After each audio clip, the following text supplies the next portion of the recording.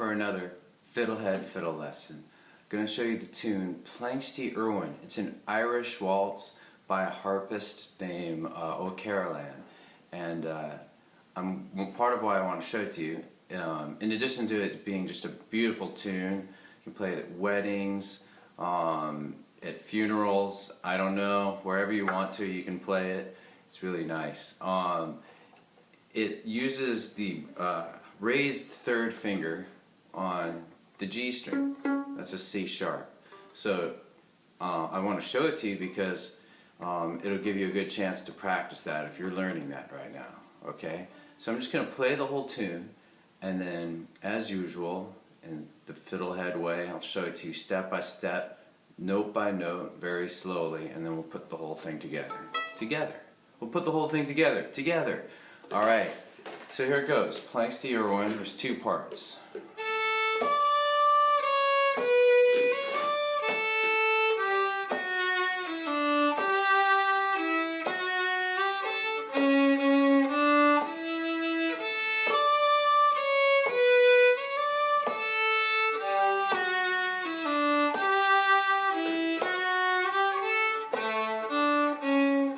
B part.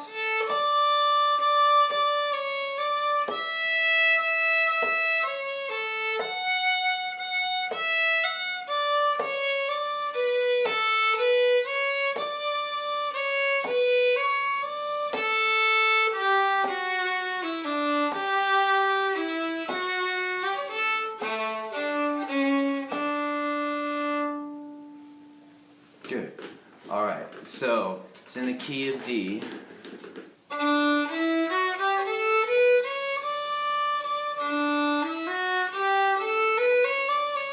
So play the D scale a little bit before you start. Get it in your fingers. It's a waltz, so it's a 1, 2, 3, 1, 2, 3. Alright? I'm not going to do the pickup notes. Pickup notes are little notes that lead into the main melody. I'm not going to do those until we're done. What else? So let's just jump into it. Let's start third finger on the A string.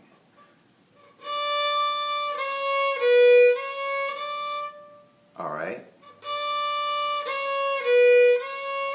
Let's cycle that.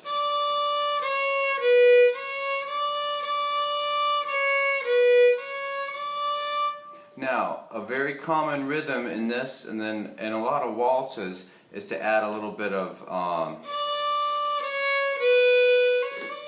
so we extend this note and shorten the second finger. Instead of totally even, if you know how to read music, that would be a dotted eighth. If you don't, then just listen to it. So we're going to cycle it with this rhythm. I sometimes call it like the swing jig or swing waltz because it's kind of like swing is. Anyway, let's just do it.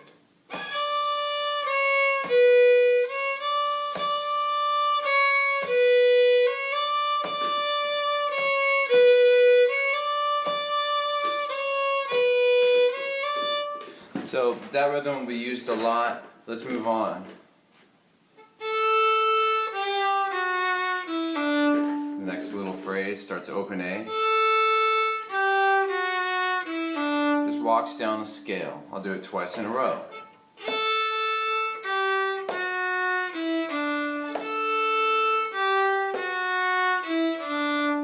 Good. Let's put these two phrases together.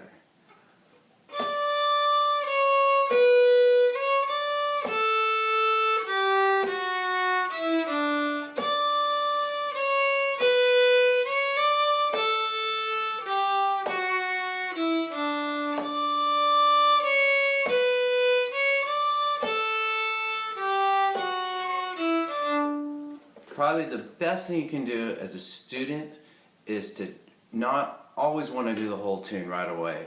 To take a phrase and really play it, cycle it, or loop it until you can kind of just get in the groove and you're not having to think as much. You can kind of just get in a musical flow and start to play with it. So if you were to not take anything else but that from these lessons that I give you here, that would be the best thing you could get from it. Alright, so let's move on. That's the first quarter, second quarter, and it's roughly the third quarter as well. Second quarter starts starting with D3. Okay, and then after that we're going to go to low 3 on G. Let's practice that in a cycle now.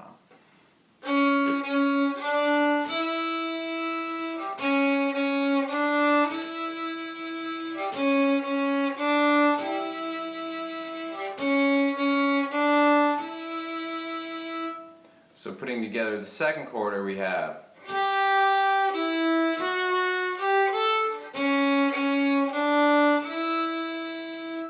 good. Let's try it a couple times in a row.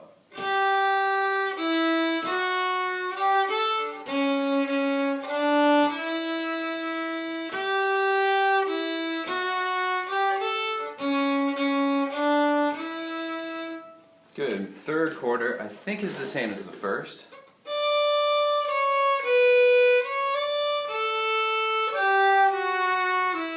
Exactly the same. Fourth quarter starts like the second. Okay, so far the same as the second, but then the fourth quarter does this to G1.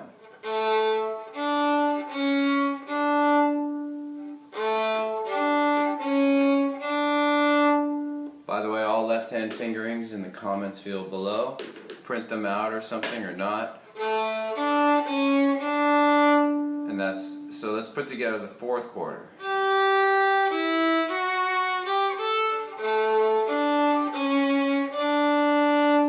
Again.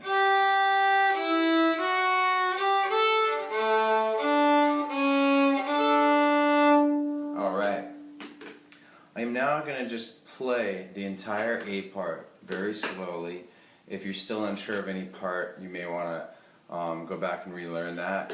You may want to just listen once and then eventually try to play along with me. So I'll count in 6 actually. The tune's actually in 6/8, but at this tempo it feels like a waltz, which is 3/4.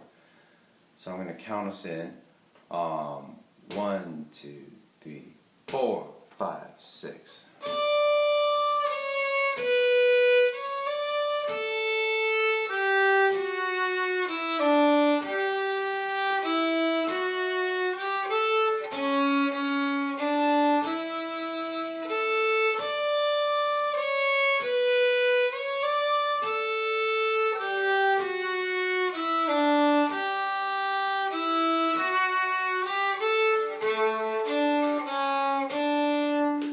The second half of it, I accidentally threw in the pickup without telling you first. Sorry about that. So the pickup's just an open A note. So if we're counting into the beginning of the tune, 1, 2, 3, 4, 5, 6. That's all. Just one little note kind of helps with the flow. So let's do it once with the pickup, A part. 1, 2, 3, 4, 5, 6.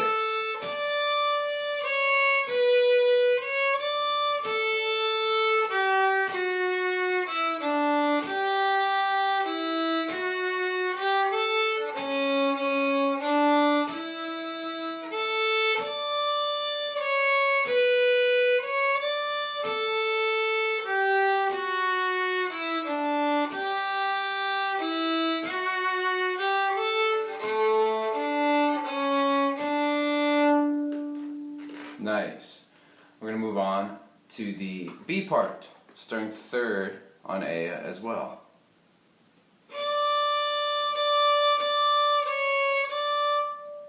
Pretty easy start. Followed by starting open E going down. Let's put those together.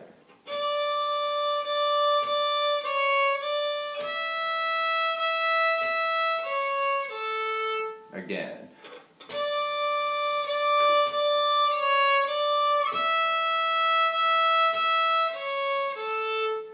Then the next phrase, second quarter, starts first on E. I'm going to keep adding, add A3 next. Here's that again. and then we add after that. Starting 2 on A. One more time. Putting together the second quarter, we have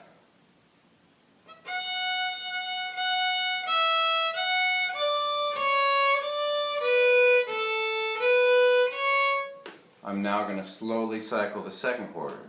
1, 2, 3, 4, 5, 6.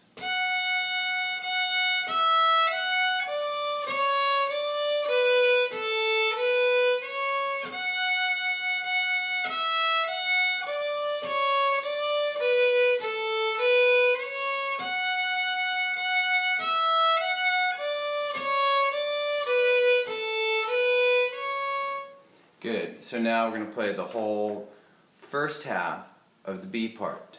Here we go. And I'm going to start with the pickup as well. So that same open A pickup. 1, 2, 3, 4, 5, 6.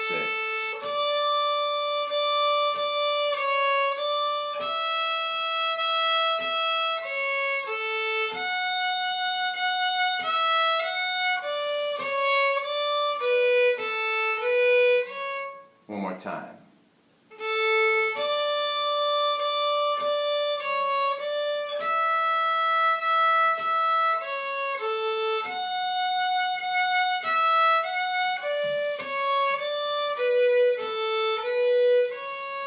And then guess what? The second half of the B part is the same as the second half of the A part.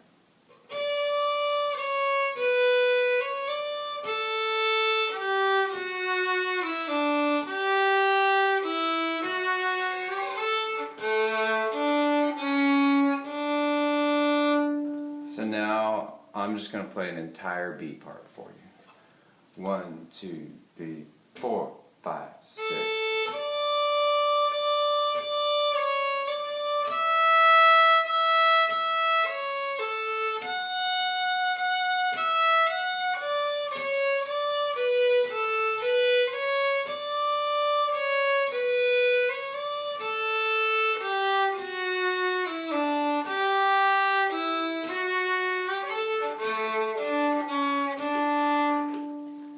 Okay, so you have the whole tune.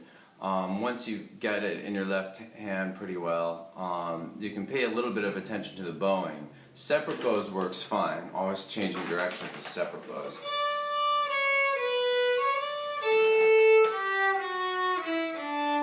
But I think I like to do things where I slur kind of groups of 3/8 notes, like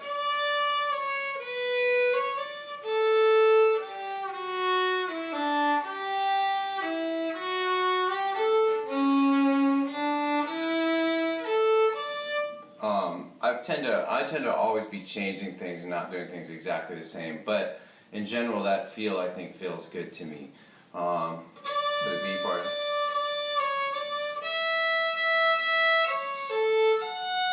So with slurring, you know, you may want to just practice it in small chunks as well, just like when you're learning a tune. When you start to add bowings and other things to the tune, it's like you're learning it again. So you may want to just cycle a bowing to see if it's working for you.